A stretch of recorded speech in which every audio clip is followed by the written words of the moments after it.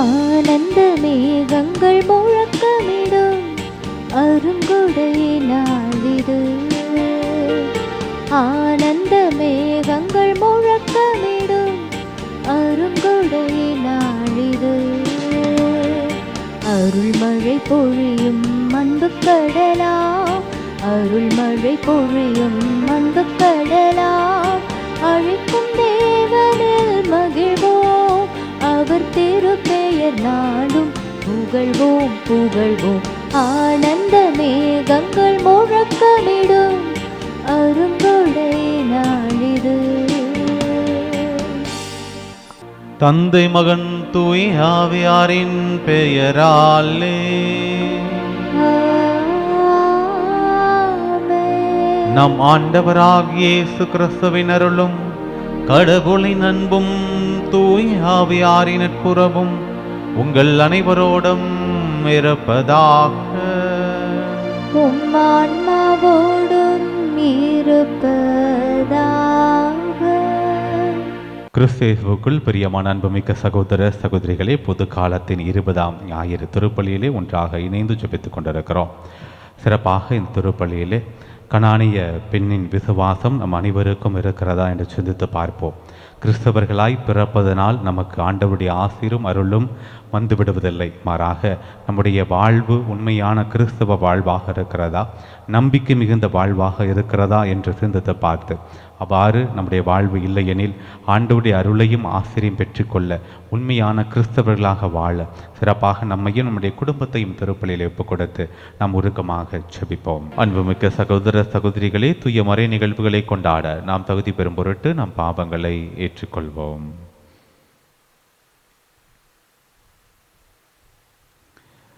எல்லாம் வல்ல இறைவனிடமும் சகோதர சகோதரிகளே உங்களிடமும் நான் பாவி என்று ஏற்றுக்கொள்கின்றேன். ஏனெனில் என் சிந்தனையாலும் சொல்லாலும் செயலாலும் கடமையில் தவறியதாலும் பாவங்கள் பல செய்தேன். என் பாவமே என் பாவமே என் பெரும் பாவமே. ஆகையால் எப்போதும் கன்னியான புனித மரியாவையும் வானதூதர் புனிதர் அனைவரையும் சகோதர சகோதரிகளே உங்களையும் நாம் இறைவனாகிய ஆண்டவரிடம் எனக்காக வேண்டிக் கொள்ள மன்றாடுகிறேன். எல்லாம் வல்ல இறைவன் நம்மீது இரக்கம் வைத்து நம் பாவங்களை மன்னித்து நம்மை நிலை வாழ்வுக்கு அழைத்துச் செல்வாராக. ஆமென்.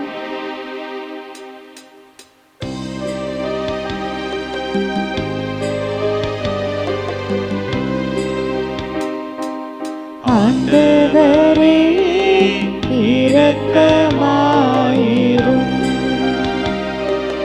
ஆண்டவரே இரக்கமாயிரும். கிறிஸ்துவே இரக்கமாயிரும். கிறிஸ்துவே இரக்கமாயிரும். ஆண்டவரே இரக்கமாயிரும். ஆண்டவரே இரக்கமாயிரும்.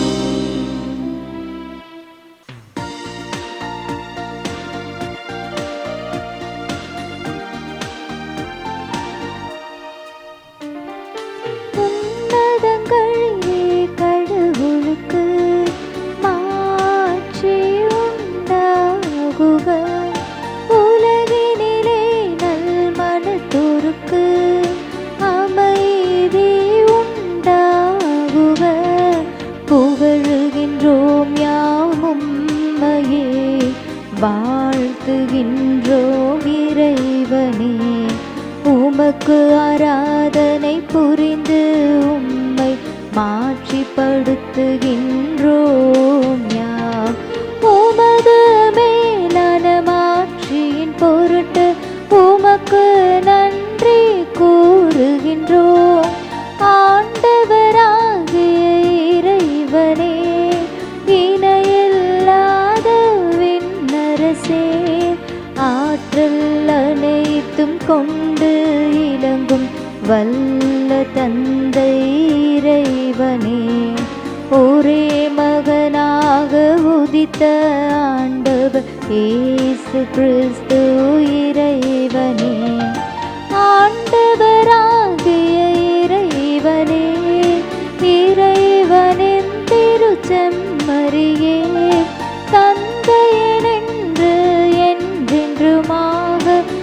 படைத்த இறைவன் மகனே நீ, உலகின் பாவம் போக்குபவரே நீர் எம் மீது இறங்குவீர். உலகின் பாவம் போக்குபவரே எங்கள் மன்றாட்டை ஏற்றருள்வீர். தந்தையின் வலப்பக்கம் வீற்றிருப்பவரே நீர் எம் மீது இறங்குவீர்.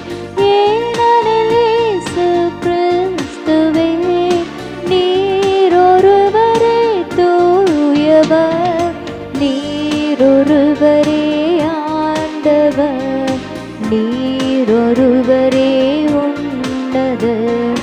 தூய ஆவியாரோடு தந்தை இறைவன் மாட்சியில் இருப்பவர் நீரே.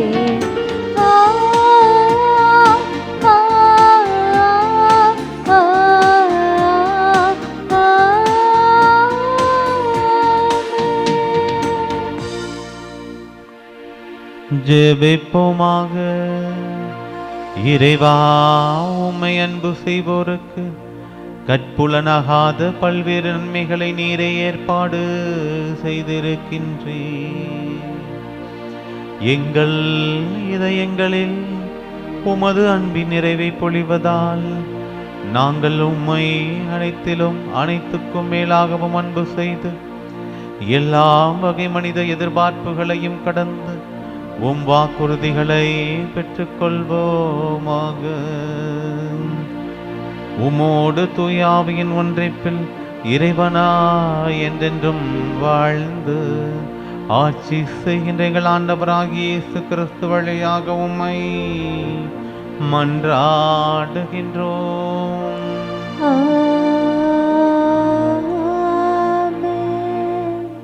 முதல் வாசகம். பிற இன மக்களை நான் என் திருமலைக்கு அழைத்து வருவேன். இறைவாக்கினர் எசாயா நூலிலிருந்து வாசகம். அதிகாரம் 56, இறைவார்த்தைகள் 1 மற்றும் 6 முதல் 7 முடிய. ஆண்டவர் கூறுவது இதுவே: நீதியை நிலைநாட்டுங்கள், நேர்மையை கடைப்பிடியுங்கள். நான் வழங்கும் விடுதலை அண்மையில் உள்ளது. நான் அளிக்கும் வெற்றி விரைவில் வெளிப்படும்.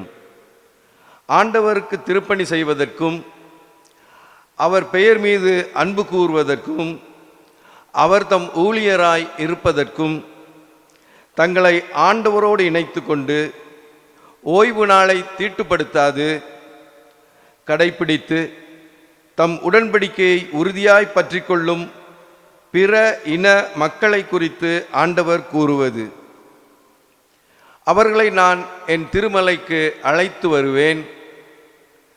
இறை வேண்டல் செய்யப்படும் என் இல்லத்தில் அவர்களை மகிழச் செய்வேன்.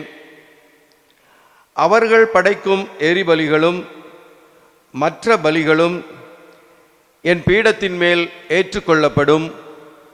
ஏனெனில் என் இல்லம் மக்கள் இனங்கள் அனைத்திற்கும் உரிய இறை மன்றாட்டின் வீடு என அழைக்கப்படும்.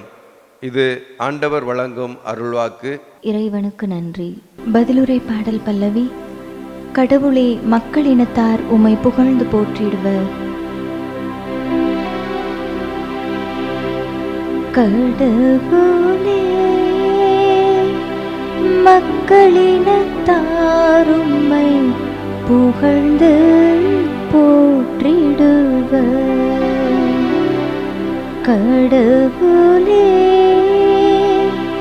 மக்களினத்தார் உம்மை புகழ்ந்து போற்றிடுவர். கடவுளே, எம் மீது இறங்கி எமக்கு ஆசி வழங்குவீராக. உம் திருமுக ஒளியை எம் மீது வீசுவீராக. அப்பொழுது உலகம் உமது வழியை அறிந்து கொள்ளும். பிற இனத்தார் அனைவரும் நீர் அருளும் மீட்பை உணர்ந்து கொள்வர். கடவுளே, மக்களினத்தாரும்மை புகழ்ந்து போற்றிடுவர். வேற்று நாட்டினர் அக்களித்து மகிழ்ச்சியுடன் பாடிடுவராக. ஏனெனில் நீர் மக்களினங்களை நேர்மையுடன் ஆளுகின்றீர். உலகின் நாடுகளை வழி நடத்துகின்றீர். கடவுளே, மக்களினத்தாரும்மை புகழ்வார்களாக.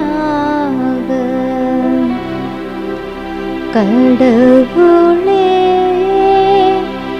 மக்களினத்தாரும்மை புகழ்ந்து போற்றிடுவர். கடவுளே, மக்களினத்தாரும்மை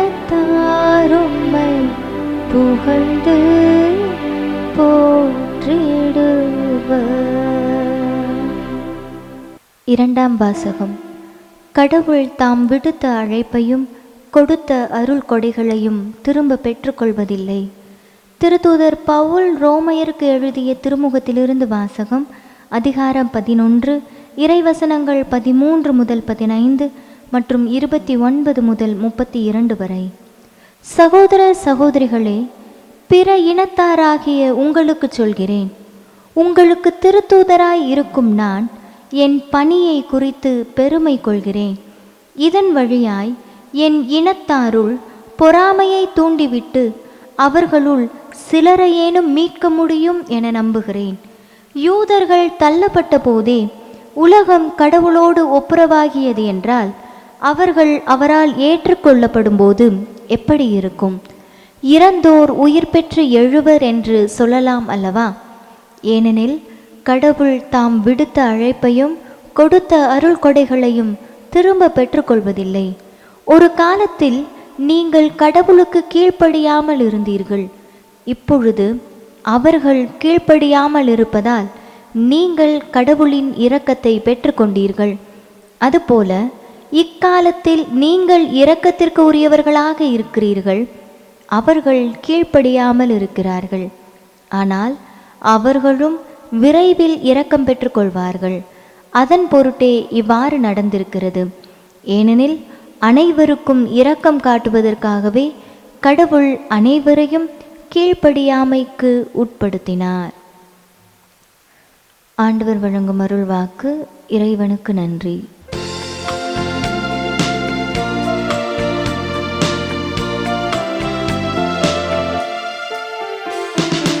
அல்லேலூயா, அல்லேலூயா, அல்லேலூயா, அல்லேலூயா, அல்லேலூயா, அல்லேலூயா, அல்லேலூயா, அல்லேலூயா.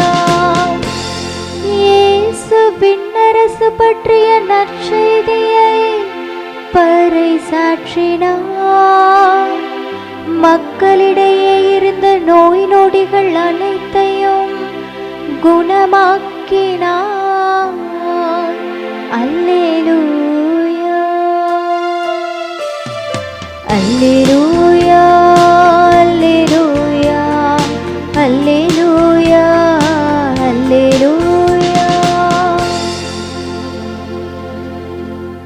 ஆண்டவர் உங்களோடு இருப்பாராக. உம் ஆன்மாவோடும் இருப்பாராக. புனித மத்தேயு எழுதிய நற்செய்தியிலிருந்து வாசகம். ஆண்டவரே, மாட்சி உமக்கே. மத்தேயு எழுதிய நற்செய்தி அதிகாரம் 15 இறைவசனங்கள் 21 28 வரை. அக்காலத்தில் இயேசு தீர், சீதோன் ஆகிய பகுதிகளை நோக்கி சென்றார்.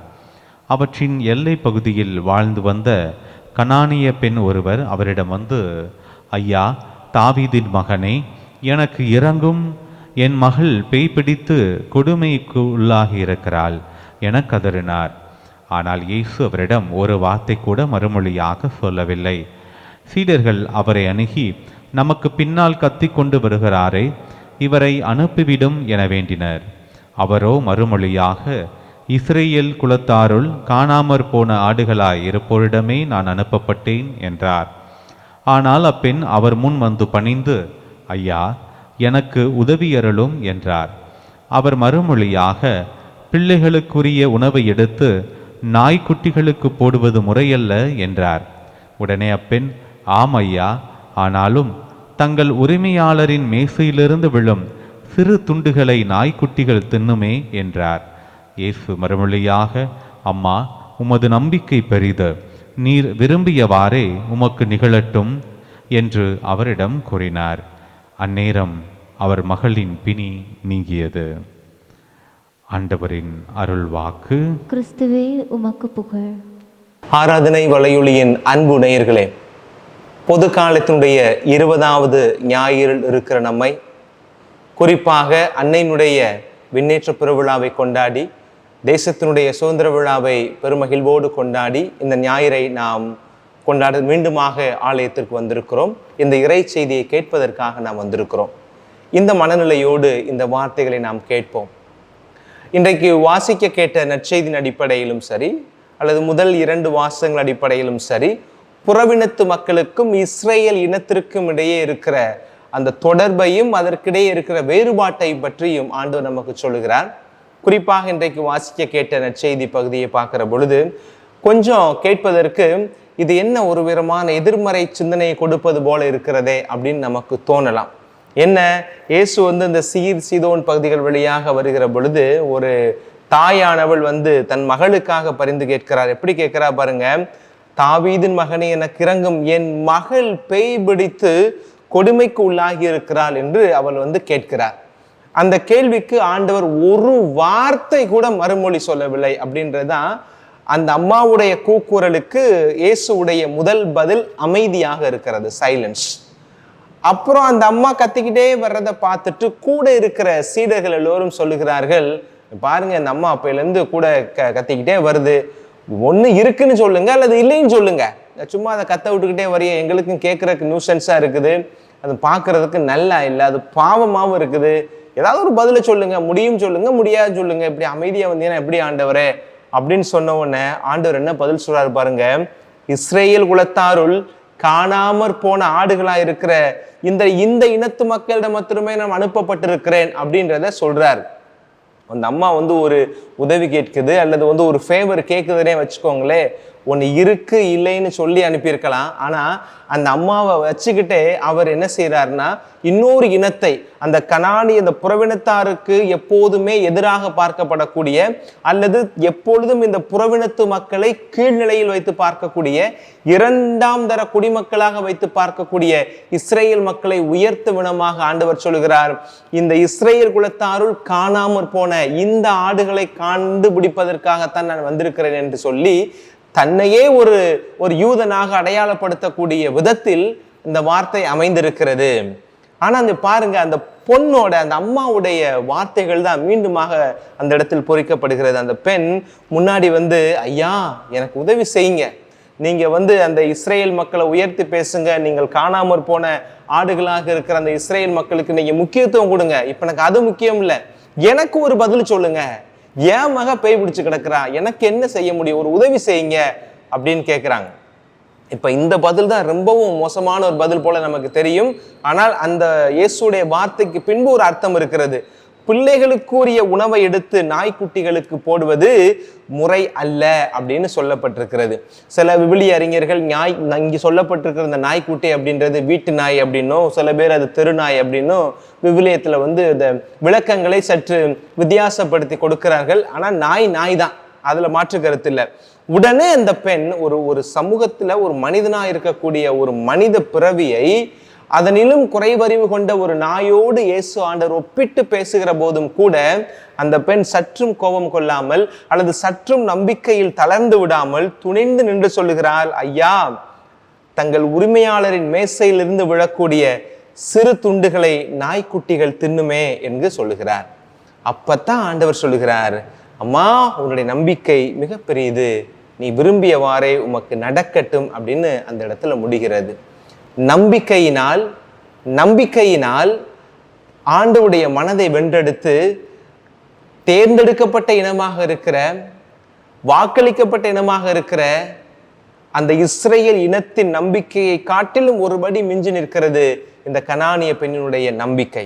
இன்றைக்கு இந்த நாளில் நம்ம எதை தெரிந்து கொள்ள போகிறோம் அப்படின்னா, இந்த இஸ்ரேல் இனம் ஏன் இவ்வளவு தூரம் முக்கியத்துவம் படுத்தப்படுகிறது? அதுல மாற்று கருத்தே இல்லை. ஆண்டவரால் தேர்ந்தெடுக்கப்பட்ட இனம், யாவே கடவுளால் தேர்ந்தெடுக்கப்பட்ட இனம், இயேசு ஆண்டவர் தன் மகன் பிறப்பதற்கென்று தேர்ந்தெடுக்கப்பட்ட ஒரு குலம் என்று சொன்னால் அது இஸ்ரேல் குலம் என்பதில் மாற்று கருத்து இல்லை. விவிலியத்தின் பின்னணியில பார்க்கிற பொழுது கடவுளுடைய அன்புக்கு மிகவும் உரித்தானவர்களாக, அவருடைய நெஞ்சுக்கு மிகவும் நெருக்கமானவர்களாக, அவரோடு உணர்வில் ஒன்றர கலந்த ஒரு இனம் என்று சொன்னால் அது இஸ்ரேல் இனம்தான். இணைச்சட்ட நூலில 7வது அதிகாரத்தின் 6வது வசனம் இப்படியாக நமக்கு சொல்லுகிறது, உங்கள் கடவுளாகிய ஆண்டவரின் தூய மக்கள் இனம் நீங்கள் யார்? இந்த இஸ்ரேல் மக்களை சொல்லுகிறது. உங்கள் கடவுளாகிய ஆண்டவரின் தூய மக்கள் இனம் நீங்கள், மண்ணுலகில் உள்ள எல்லா மக்களிடங்களிலும் உங்களையே தம் சொந்த மக்களாக கடவுளாகிய ஆண்டவர் தேர்ந்து கொண்டார் என்று சொல்லப்பட்டிருக்கிறது. இத்தனை இடங்கள் இருந்தாலும் உங்களைத்தான் ஆண்டவர் தேர்ந்தெடுத்து கொண்டார் அப்படின்றது பழைய ஏற்பாட்டுல இணைச்சட்டத்துல 7:6 மிக தெளிவாக சொல்லப்பட்டிருக்கிறது. அதனால அவர்கள் தேர்ந்தெடுக்கப்பட்ட இனம் என்பதில் மாற்று கருத்து என்பது இல்லை.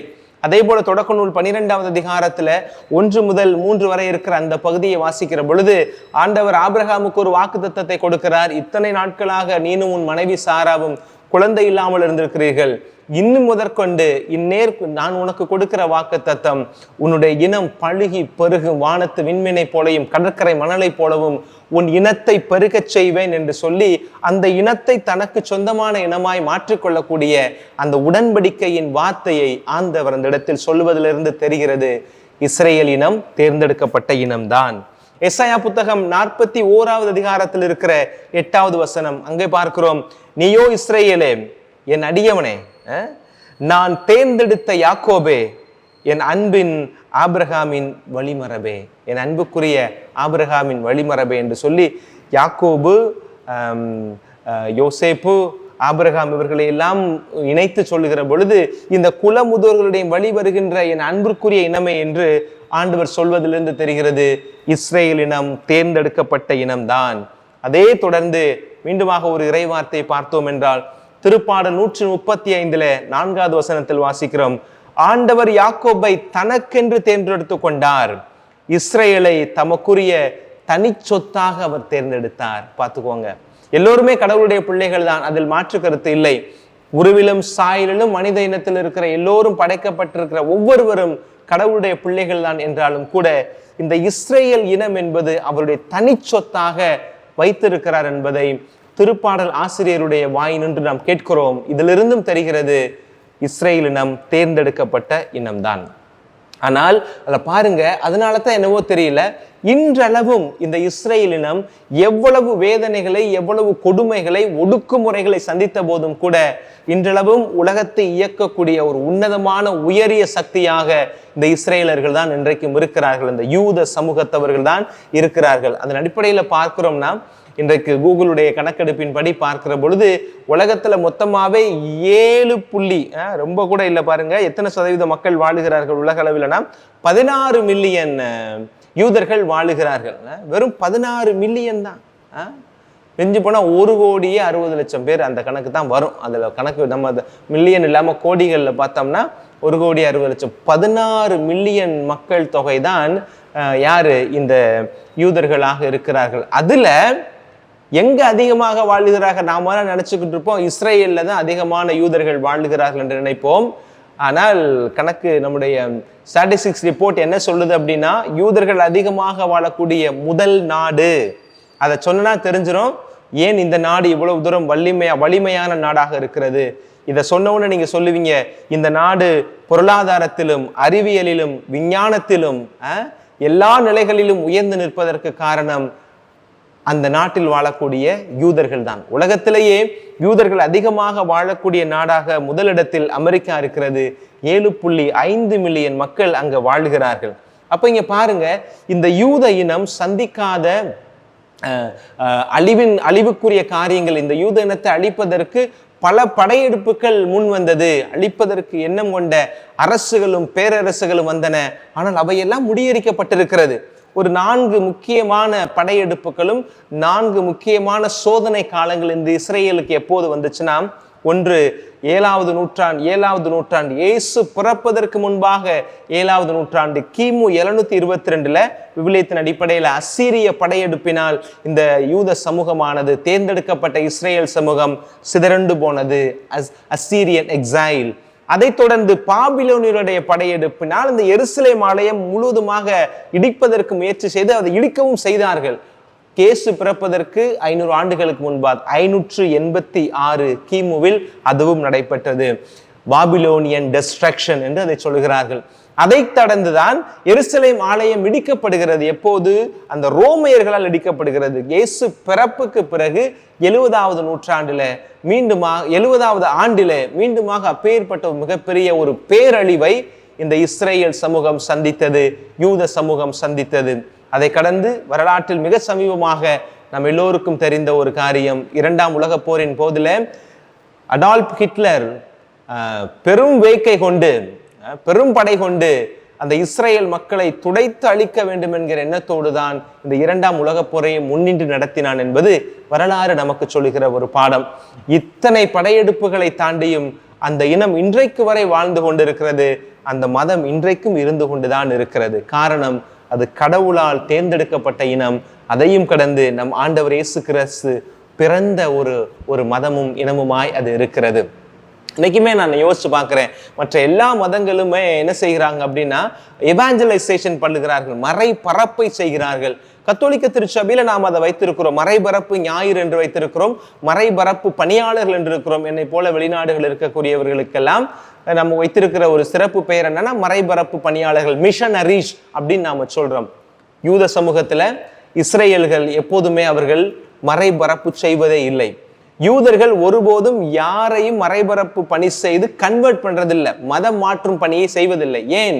யூதன் என்றாலே அவன் யூதனுக்கும் யூதைக்கும் பிறந்திருக்க வேண்டும். ஆணும் பெண்ணும் யூதனாக ஒரு யூத பெண்ணாக இருக்கிறவர்களுக்கு பிறப்பவன் தான் யூதனாக இருக்க முடியும் என்கிற விதத்தில் அவர்கள் ஒருபோதும் மறைபரப்பு பணியை செய்ய போவதில்லை. மறைபரப்பு செய்யறோம் அப்படின்னா மாற்று இனத்துக்கும் மாற்று மதத்தினருக்கும் தானே செய்யணும். எப்போ உன் மதத்திலிருந்து அடுத்த மதத்திலிருந்து ஒருத்தர் உள்ள வர்றாங்களோ, யூதர்கள் அடிப்படையில் அவர்கள் ஜென்டைலாக மாறி விடுவார்கள், புறவினத்தார்களாக மாறி விடுவார்கள். சமாரியர் என்று விவிலியத்தில் அடிக்கடி கேட்கிறோமோ, யார் இந்த சமாரியர்கள்? ஏதோ ஒன்று, ஆணோ பெண்ணோ யூதனாக இருப்பார்கள், தாயோ தகப்பனோ அல்லது மற்ற இனத்தவர்களாக இருப்பார்கள். இனக்கலப்பில் வருபவர்கள் தான் சமாரியர்கள் என்கிற எண்ணம் இருக்கிற இவர்களுக்கு தான் புறவினத்தார் என்று பெயரும் வைக்கிறார்கள்.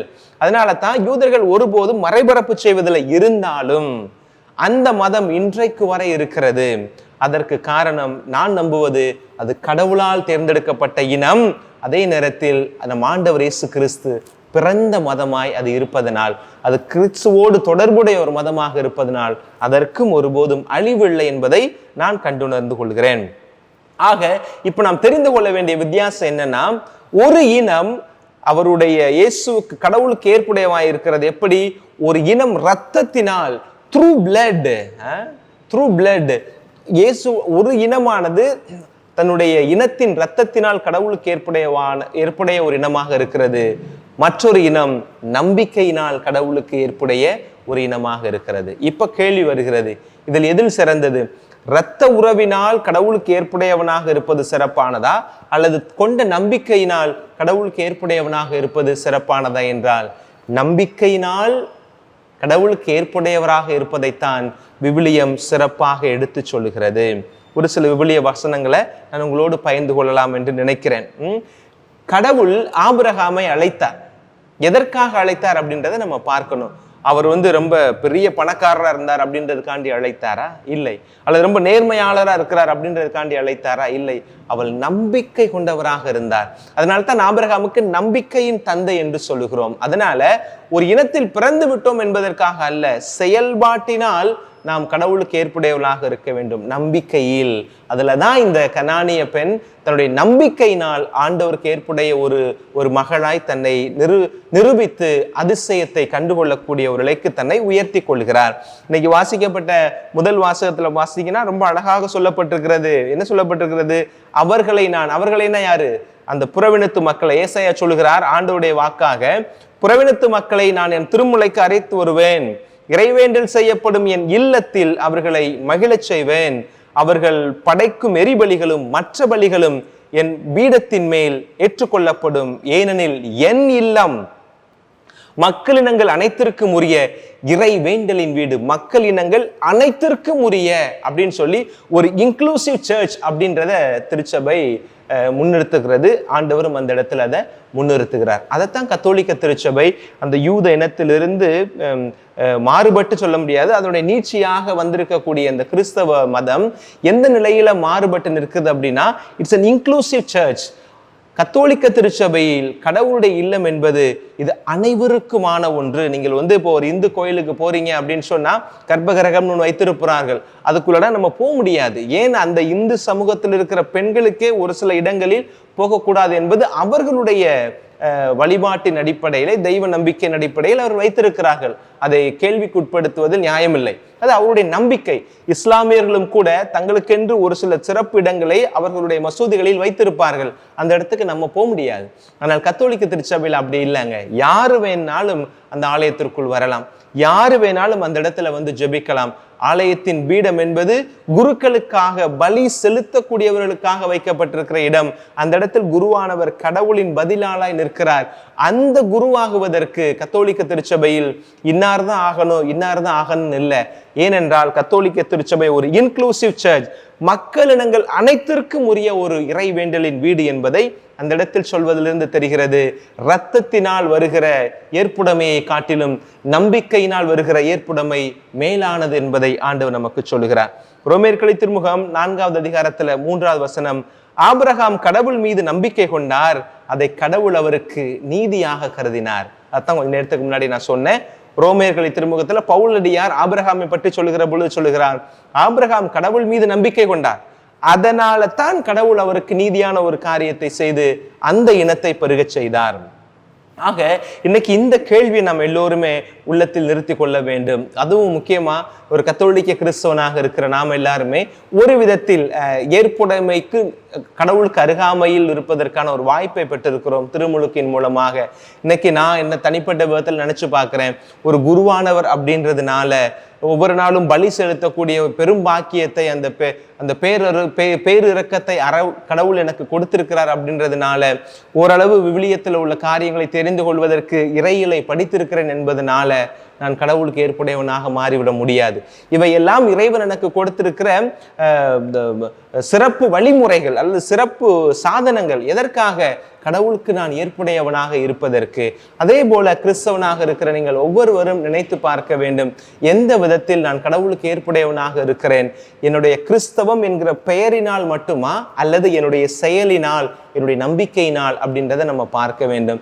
இன்றைக்கு நம்முடைய இந்தியாவில், குறிப்பா தமிழ்நாட்டில் எத்தனையோ கத்தோலிக்க தேவாலயங்கள் இருக்கிறது, திருத்தலங்கள் இருக்கிறது. அங்கு கிறிஸ்தவர்கள் மட்டுமா வருகிறார்கள்? இஸ்லாமியர்கள், இந்து சகோதர சகோதரிகள் எல்லோரும் வருகிறார்கள்.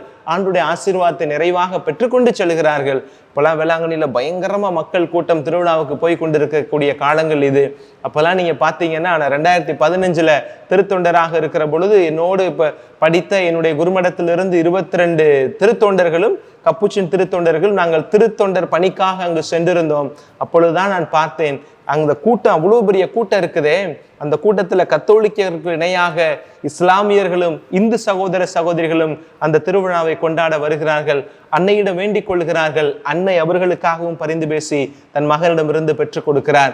அன்னை பரிந்து பேசுகிற பொழுது, இவன் மாற்று சமூகத்தை சார்ந்தவன், இவன் மாற்று சமூகத்தை சார்ந்தவள் என்று ஆண்டவர் ஒருபோதும் அன்னை மரியாவோடு வாக்குவாதம் செய்யாமல் நம்பிக்கையின் அடிப்படையில் இவன் வருகிறான், இவனுடைய நம்பிக்கை சிறந்ததாக இருக்கிறது, அதன் பொருட்டு பதில் தருகிறேன் என்று எத்தனையோ பிற இனத்து பிற மதத்து மக்கள் கடவுளுடைய வல்லமையை நம்முடைய தேவாலயங்களில் கண்டு கொண்டு செல்கிறார்கள்.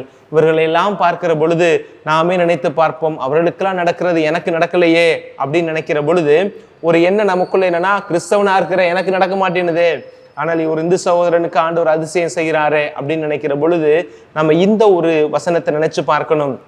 நான் கிறிஸ்தவன் என்கிற பெயரினால் கடவுளுக்கு ஏற்புடையவனாக மாறி இருக்கிறேன், ஆனால் என்னுடைய நம்பிக்கையினால் நான் ஏற்புடையவனாக மாறி இருக்கிறேனா அப்படின்றத பார்க்கணும். இன்னைக்கு பாருங்க, அந்த சகோதரி வருகிற பொழுது இத்தனை முறை கடவுள் அவருக்கு 3 விதமான பரீட்சை வைக்கிறார். பரீட்சை என்ன? அந்த முதல் பரீட்சையில தன்னுடைய அமைதி என்ன, ஒருவருடைய கேள்விக்கு பதில் சொல்லாம இருக்கிறது. இரண்டாவது சொல்லுகிற பதிலானது அவருக்கு பிடிக்காத ஒருவரை பத்தி உயர்த்தி அவரிடமே சொல்லுகிறது. அப்பொழுதும் அந்த தாய் நம்பிக்கையோடு இருந்தாள். மூன்றாவது தான் அந்த பெண்மணியை மனிதனுடைய குறைவறிவு இருக்கிற நாயோடு ஒப்பிட்டு பேசுகிற பொழுதும் அவள் நம்பிக்கையில் தளரவில்லை. ஆண்டவர் அவருடைய நம்பிக்கைக்கு பதில் தரக்கூடிய விதத்தில் அதிசயத்தை அந்த இடத்தில் செய்தார். என் அன்பு இறை பிள்ளைகளே, இந்த 20வது பொதுக்காலத்தினுடைய ஞாயிறு திருப்பலியினுடைய வசனங்கள், இறை வார்த்தைகள் நமக்கு சொல்லுவது என்னவென்று சொன்னால், நம்பிக்கையினால் கடவுளுக்கு ஏற்புடையவர்கள் ஆகுவோம் என்பதே. இரத்தத்தினாலோ திருமுழுக்கினாலோ அல்ல, நீரினாலும் இரத்தத்தினாலும் கிறிஸ்துவுக்கு ஏற்புடையவராக இருப்பதை காட்டிலும் நம்பிக்கையினால் கிறிஸ்துவுக்கு ஏற்புடையவர்களாக வாழ இருப்பதற்கு இறைவனுடைய அருளை இந்த பலியில் வேண்டுவோம். இறைவன் உங்கள் ஒவ்வொருவரையும் ஆசீர்வதிப்பார். ஆமென்.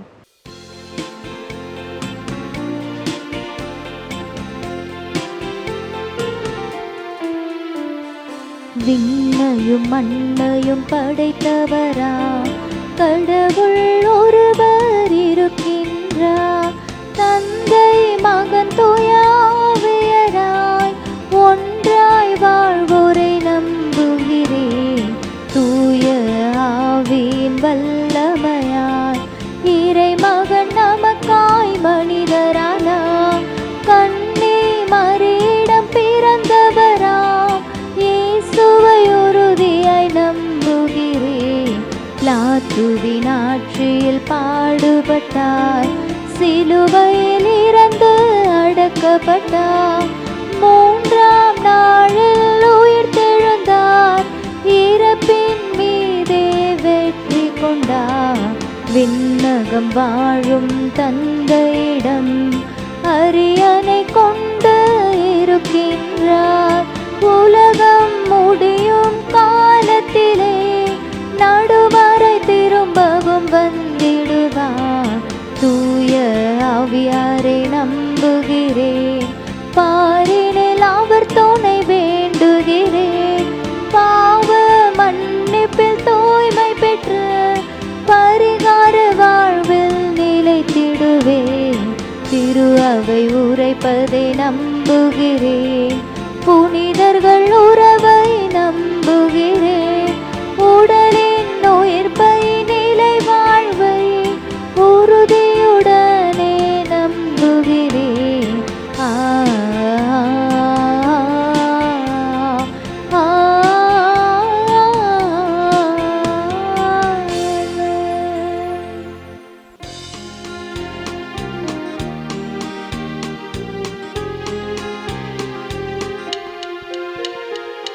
காணிக்கை மலர்கள் கொண்டு வந்தேன், கனிவாயிற்றிடுவார். கரையுள்ள இதயங்கள் அர்ப்பணித்தேன், காயங்கள் ஆற்றிடுவார். உடலும் குருதியும் பலியில் மலரும் உன்னத நிகழ்வாய் மாற்றிடுவாய். உடலும் குருதியும் பலியில் மலரும் உன்னத நிகழ்வாய் மாற்றிடுவாய். அர்ப்பணித்தேன் அர்ப்பணித்தேன் மனிதம் கலந்திடும் பலியினை. அர்ப்பணித்தேன் அர்ப்பணித்தேன் மனிதம் கலந்திடும் பலியினை. தெய்வ நிலையாய் மாற்றிடுமே, தெய்வ நிலையாய் மாற்றிடுமே. அன்புமிக்க சகோதர சகோதரிகளே, என்னுடையதும் உங்களுடையதுமான இப்பலி எல்லாம் வல்ல தந்தையாகி இறைவனுக்கேற்றதாகும்படி மன்றாடுங்கள். ஆண்டவர் தமது பெயரின் புகழ்ச்சிக்காகவும் மாட்சிக்காகவும் நமது நன்மைக்காகவும் புனித திரு அவை அனைத்தின் நலனுக்காகவும் உமது கையில் இருந்து இப்பலியை ஏற்றுக்கொள்வாராக. ஆண்டவரே, மாட்சிமிக்க மாற்றங்களை ஏற்படுத்தும் எங்கள் காணிக்கைகளை ஏற்றருளும். அதனால் நீ தந்தவற்றையே உமக்கு ஒப்புக் கொடுத்து உம்மையே நாங்கள் பெற்றுக்கொள்ள தகுதி பெறுவோமாக. எங்கள் ஆண்டவராகிய இயேசு கிறிஸ்து வழியாக உம்மை மன்றாடுகின்றோம்.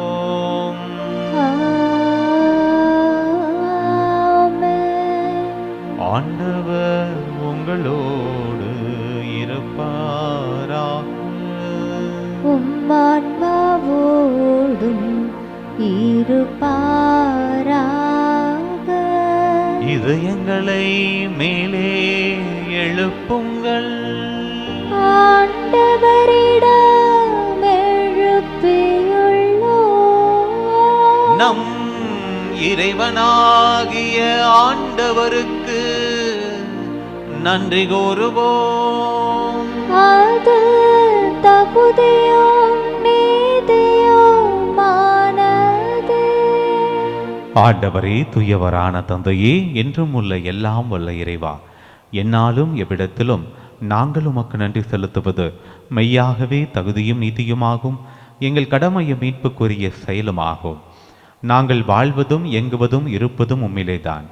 இந்த உடலோடு வாழ்கையில் உமது பரிவிரக்கத்தின் பயன்களை மட்டுமே நாங்கள் நாள்தோறும் அனுபவிப்பதோடன்றி இப்பொழுதே நிலைவாழ்வின் பிணையையும் கொண்டுள்ளோம்.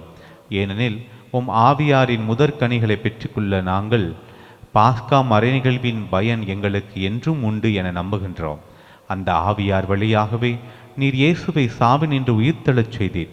ஆகவே நாங்கள் வானதூதர் அனைவரோடும் சேர்ந்து உம்மை புகழ்ந்தேத்தி அக்களித்து கொண்டாடி ஆர்ப்பரித்து பாடுவதாவது: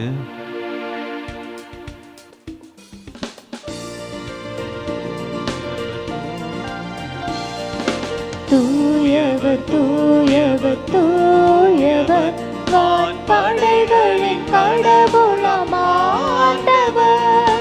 விண்ணகமும் மண்ணகமும் உமது மாட்சியால் நிறைந்துள்ளன. உன்னதங்களிலே ஓசன்னா, உன்னதங்களிலே ஓசன்னா. ஆண்டவர் பெயரால் வருகிறவர் ஆசீர் பெற்றவர்.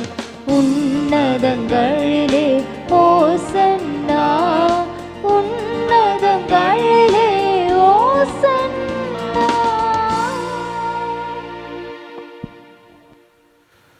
ஆண்டவரே, நீர்மையாகவே தூயவர், தூய்மை அனைத்துக்கும் ஊற்று. ஆகவே உம்முடைய ஆவியை பொழிந்து காணிக்கைகளை தூய்மைப்படுத்த உம்மை வேண்டுகின்றோம். இவ்வாறு எங்கள் ஆண்டவர் இயேசு கிறிஸ்துவின் உடலும் இரத்தமுமாக எங்களுக்கு இவை மாறுவனவாக.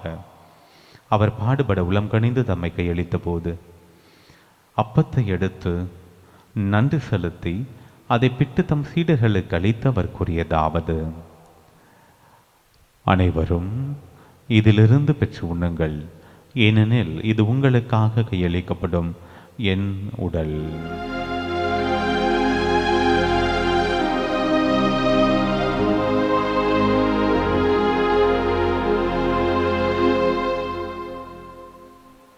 அவ்வண்ணமே இரவு விருந்தை அருந்திய பின் கிணத்தையும் எடுத்து மீண்டும் உமக்கு நன்றி கூறி தம் சீடர்களுக்கு அளித்தவர் கூறியதாவது: அனைவரும் இதிலிருந்து பெற்று பருகுங்கள், ஏனெனில் இது புதிய நிலையான உடன்படிக்கைக்குரிய இரத்தத்தின் கிண்ணம்.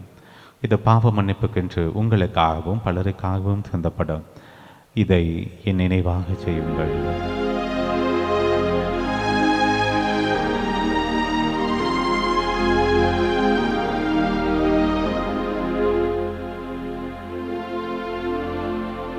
நம்பிக்கையின் மறைபொருள். ஆண்டவரே, நீர் வருமளவும் உமது இறப்பு இறப்பினை அறிக்கையிடுகின்றோம். உமது உயிர்ப்பினையும் எடுத்துரைக்கின்றோம். ஆகவே ஆண்டவரே, நாங்கள் கிறிஸ்துவின் இறப்பினையும் உயிர்ப்பினையும் நினைவு கூர்ந்து வாழ்வு தரும் அப்பத்தையும் மீட்பளிக்கும் கிண்ணத்தையும் உமக்கு ஒப்புக் கொடுக்கின்றோம். உம் திருமணம் என்று மக்கு ஊழியம் புரிய தகுந்தவர்கள் என்னை ஏற்றுக்கொண்டீர். எனவே உமக்கு நன்றி செலுத்துகின்றோம். மேலும் கிறிஸ்துவின் உடலிலும் இரத்தத்திலும் பங்குள்ள எங்களை தூய ஆவியார் ஒன்று சேர்க்க வேண்டும் என உம்மை தாழ்மையுடன் மன்றாடுகின்றோம். ஆண்டவரே, உலகெங்கும் பரவி இருக்கும் திரு அவையை நினைவு கூர்ந்தாலும் எங்கள் திருத்தந்தை லியோ, எங்கள் ஆயர் ஆரோக்கியராஜ், எல்லா திருநிலையினராகிய அனைவரோடும் திரு அவை அன்பில் நிறைவு பெறச் செய்தருளும். உயிர்த்தெழும் எதிர்நோக்குடன் துயில் உள்ளும் எங்கள் சகோதர சகோதரிகளையும் இறந்தோர் அனைவரையும் இரக்கத்துடன் நினைவு கூர்ந்து உமது திருமுக ஒளியின் ஒளியேற்றலும் எங்கள் அனைவரும் மீதும் இரக்கமாயிரும். கடவுளின் கன்னித்தாயான புனித மரியா, அவருடைய கணவரான புனித யோசேப்பு, புனித திருத்தூதர்களை உலகிலும் உகந்தவராய் இருந்தோராகிய புனிதர் அனைவருடனும் நாங்கள் நிலை வாழ்வில் பங்கொள்ளும் தகுதி பெற்று உம் திருமண இயேசு கிறிஸ்து வழியாக உம்மை புகழ்ந்தேத்து வரமருள்ள உம்மை மன்றாடுகின்றோம்.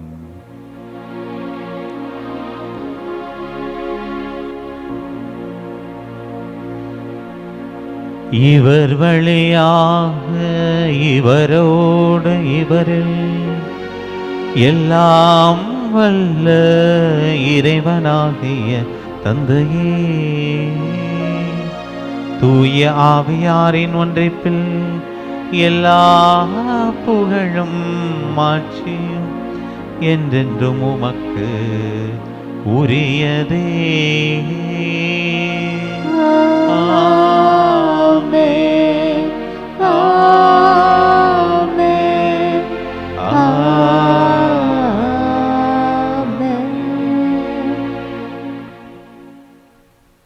மீட்பரின் கட்டளையால் கற்பிக்கப்பட்டு இறைப்படிப்பினையால் பயிற்சி பெற்று நாம் துணிந்து சொல்வோம். விண்ணுலகில் இருக்கின்ற எங்கள் தந்தையே, உமது பெயர் தூயது என போற்ற பெறுக. உமது ஆட்சி வருக. உமது திருவுளம் விண்ணுலகில் நிறைவேறுவது போல மண்ணுலகிலும் நிறைவேறுக. எங்கள் அன்றாட உணவை இன்று எங்களுக்கு தாரும். எங்களுக்கு எதிராக குற்றம் செய்வோரை நாங்கள் மன்னிப்பது போல எங்கள் குற்றங்களை மன்னியும். எங்களை சோதனைக்கு உட்படுத்தாதேயும், தீமையிலிருந்து எங்களை விடுவித்தருளும். ஆண்டவரே, தீமை அனைத்திலிருந்தும் எங்களை விடுவித்து எங்கள் வாழ்நாளில் அமைதியை கனிவுடன் அருள மன்றாடுகின்றோம். உமது இரக்கத்தின் உதவியால் நாங்கள் பாவத்திலிருந்து எப்போது விடுதலை பெற்று யாதொரு கலக்கமின்றி நலமாய் இருப்போமாக. நாங்கள் எதிர்நோக்கி இருக்கும் பேரின்பத்துக்காகவும் எம் மீட்பராகிய இயேசு கிறிஸ்துவின் வருகைக்காகவும் காத்திருக்கின்றோம். ஏனெனில் ஆட்சியும் வல்லமையும் மாட்சியும் என்றென்றும் உமதே. ஆண்டவரே இயேசு கிறிஸ்துவே, அமைதியை உங்களுக்கு விட்டுச் செல்கின்றேன், என் அமைதியை உங்களுக்கு அளிக்கின்றேன் என்றும் திருத்தூதர்களுக்கு மொழிந்தீர். எங்கள் பாவங்களை பாராமல் உமது திரு அவையின் நம்பிக்கையை கண்ணோக்கி உமது திருவுளத்திற்கு ஏற்பதற்கு அமைதியும் ஒற்றுமையும் அளித்தருள்வீராக. என்னென்றும் வாழ்ந்து ஆட்சி செய்கின்றவர் நீரே. ஆமென். ஆண்டவருடைய அமைதி உங்கள் அனைவரோடும் என்றும் இருப்பதாக. உம் ஆன்மாவோடும் இருப்பதாக. ஒருவருக்கொருவர் ஆண்டவருடைய அமைதியை மகிழ்ச்சியோடு பகிர்ந்து கொள்வோம். சமாதானம், சமாதானம். உலகின் பாவங்களை போக்கும் இறைவனின் செம்மறியே, எங்கள் மேல் இரக்கமாயிரும். உலகின் பாவங்களை போக்கும் இறைவனின் செம்மறியே, எங்கள் மேல் இரக்கமாயிரும். உலகின் பாவங்களை போக்கும் இறைவனின் செம்மறியே, எங்களுக்கு அமைதியை அளித்தருளும். ஆண்டவர் இயேசு கிறிஸ்துவின் நாட்களும் திருவுள்ளும் திறத்தமை திருவுக்கும் தன்னைக்குள்ளாக்காமலும் பரிவக்கத்தின் மனதுக்கும் உடலுக்கும் பாதுகாப்பும் நலமளிக்கும் வரும் வந்தாகவும் இருப்பனமாகும்.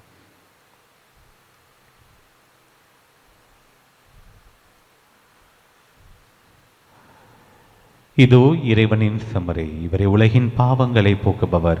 செம்மறியின் விருந்துக்கு அழைக்க பெற்ற ஒவ்வொருவருமே பேறு பெற்றோர். ஆண்டவரே, நீர் என் இல்லத்தில் எழுந்தருள நான் தகுதியற்றவள். ஆனால் ஒரு வார்த்தை மட்டும் சொல்லியருளும், எனது ஆன்மா நலமடையும். கிறிஸ்துவின் உடலும் திறத்தமை காத்துமித்து வாழ்வளிப்பதாக. ஆமென். ஆசை திருவிருந்துக்கான மன்றாட்டு. ஆண்டவரே, நீர் என் இல்லத்தில் எழுந்தருள நான் தகுதியற்றவள். ஆனால் ஒரு வார்த்தை மட்டும் சொல்லியருளும். இன்று நூற்றுவர் தலைவன் ஜெபித்தது போல நாங்களும் இப்போது உம் திருப்பாதம் பணிந்து வேண்டுகிறோம். இனிய இயேசுவே, நாங்கள் தகுதியற்றவர்களாய் இருந்தாலும் எங்கள் தகுதியின்மையை பாராமல் நீர் எங்கள் உள்ளங்களில் எழுந்து வாரும். உம் அன்பிலும் அருளிலும் நாங்கள் நிலைத்திருக்க எம்முள் எழுந்து வாரும். நன்மை செய்வதில் ஆர்வமுள்ளவர்களாய் தீமைகள் அனைத்திலிருந்தும் விடுதலை பெற்றவர்களாய் வாழவும் எங்களை வழிநடத்த வாரும். எல்லா நலன்களாலும் வளங்களாலும் எங்களை நிரப்ப வாரும். ஆமேன். நன்றி கூறி மன்றாடுவோமாக. ஆண்டவரே, இவருடைய அடையாளங்களால் கிறிஸ்துவுடன் ஒன்றிணைந்த நாங்கள் உமது கனிவை பணிவுடன் வேண்டுகின்றோம். அதனால் நாங்கள் இவ்வுலகில் கிறிஸ்துவின் சாயலுக்கு ஒத்திருந்து விண்ணகத்தில் அவருடன் தோழமை கொள்ள தகுதி பெறுவோமா. என்றென்றும் வாழ்ந்தாட்சி செய்கின்றவர் வழியாக உம்மை மன்றாடுகின்றோம். ஆண்டவர் உங்களோடு இருப்பாராக. உம்மான்மாவோடும் இருப்பாராக. எல்லாம் வல்ல இறைவன் தந்தை, மகன், தூயாவி உங்கள் ஒவ்வொருவரையும் நிறைவாக ஆசிர்வதிப்பாராக. சென்று வாருங்கள், திருப்பலி நிறைவேறிற்று. இறைவனுக்கு நன்றி.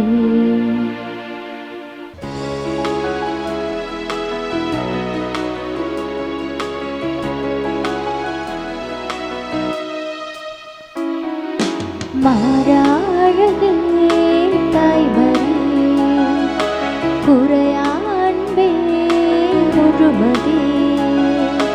மாறாழகே தாய்மறி, குறையான்பே முழுமதி. உள்ளம் உன்னை தேடி வந்ததே, உன்னை கண்டு அன்பில் துள்ளுதே. உள்ளம் உன்னை தேடி வந்ததே, உன்னை கண்டு அன்பில் துள்ளுதே. விழிகளிலே பால் நிலா, தினந்தோறும் திருவிழா. மாறாழகே தாய்மறி, குறையா அன்பே நீ முழுமதி. தந்தை, மகன், தூய ஆவியாரின் பெயராலே ஆமென்.